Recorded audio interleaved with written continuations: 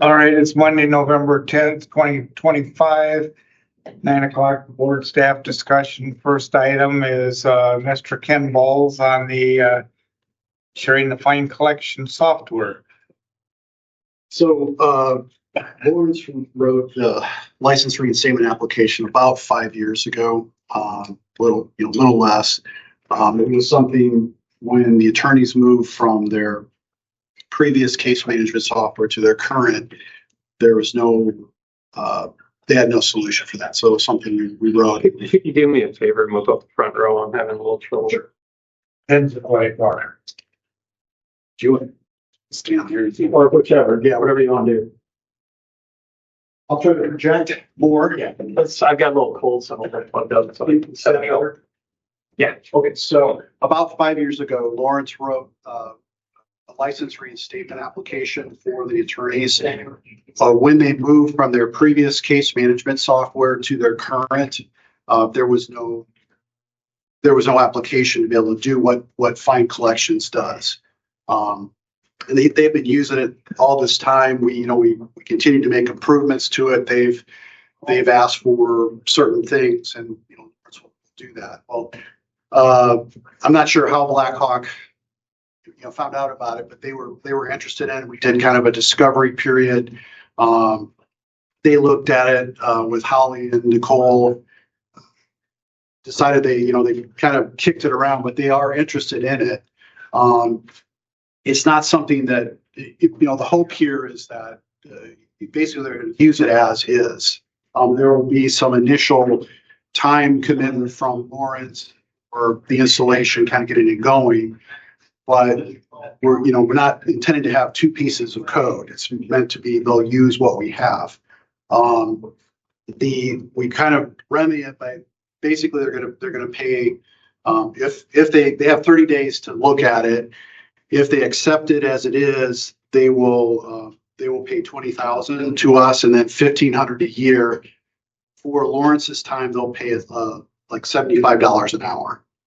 So that's a little bit of an incentive, disincentive, if you will, so that it doesn't become a lot of time, because we really don't have time to, like as I said, to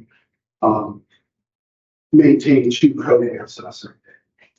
That's what we're looking at. That's kind of, I guess, the challenge is, or the question is, if you guys are okay to proceed with that. Blackhawk is still interested.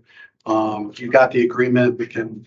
Thomas looked that over and kind of tweaked it between them and their attorneys. But just basically, it's like, if you're good to go, then I can get this get it approved on a board meeting. And if they don't accept it, there is still a fee for the trial period. Yes, if they have 30 days to examine it, then it's, if they just choose not to, they'll still pay us $5,000.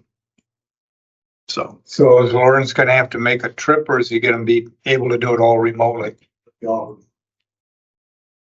I'm fine with it as long as we're covering our costs at least. And then in the event, as a manager, you feel like it's taking too much time, that we have the ability to get out of it. Right? There's an exit clause in okay. Does he have the time to do it?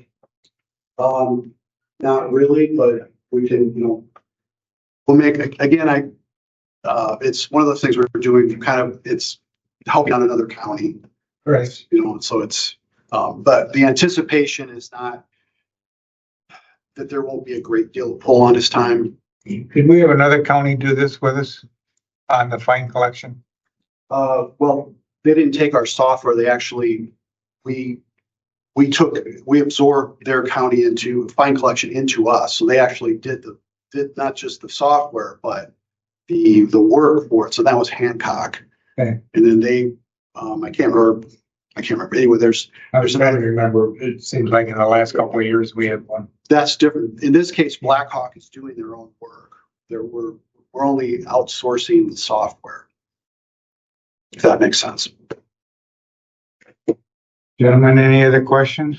It all makes sense to me as long as we can like Casey said, recoup any of our costs, and if all counties could work together like this and help each other out, it'd just make everything more efficient. So, Then I guess the suggestion is, I mean, I'm assuming you're gonna put this on the agenda for next week, Tom?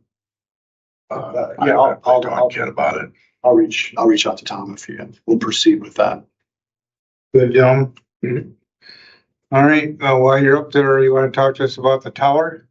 So up, Could have put a flag on top of it, probably. there's no lights on it, so it's not that tall, but Okay, there. So it's a legacy tower. The county and the city used to do all their connections with radios. So you can still see it looks like a little microwave dish up there, but it's no longer used. I checked with the city some months ago, and they do not need it or use it anymore. It's one of those things that it's out of sight, out of mind. Well, actually, in this case, it's not out of sight, but you tend to forget it. I would prefer that we deal with it and get rid of it. It's not an immediate risk, but over time, as it weakens, there's risk of liability if it falls. There's lightning.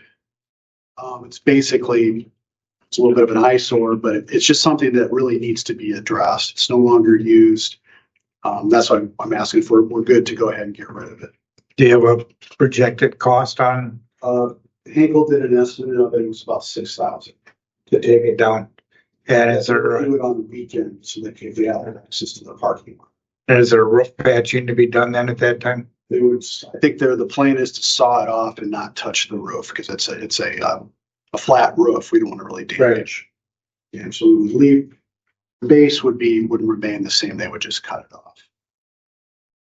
And the other question I had on it was, are we still renting as far as the brick and tile building on top of there to put stuff up? We don't do that anymore. Are we renting from anybody to put on the?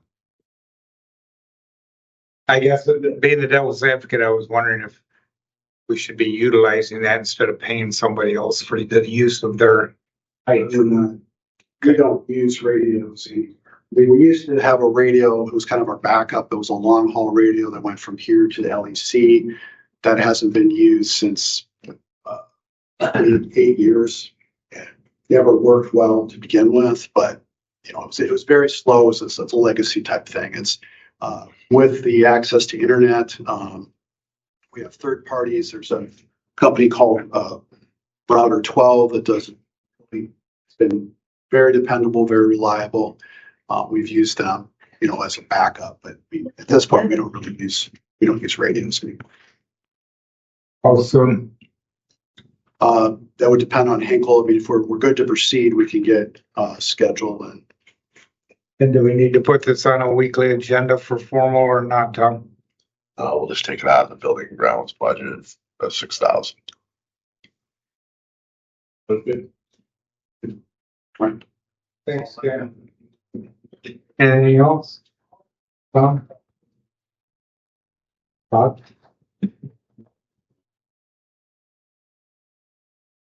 All right, we are done at 9:08.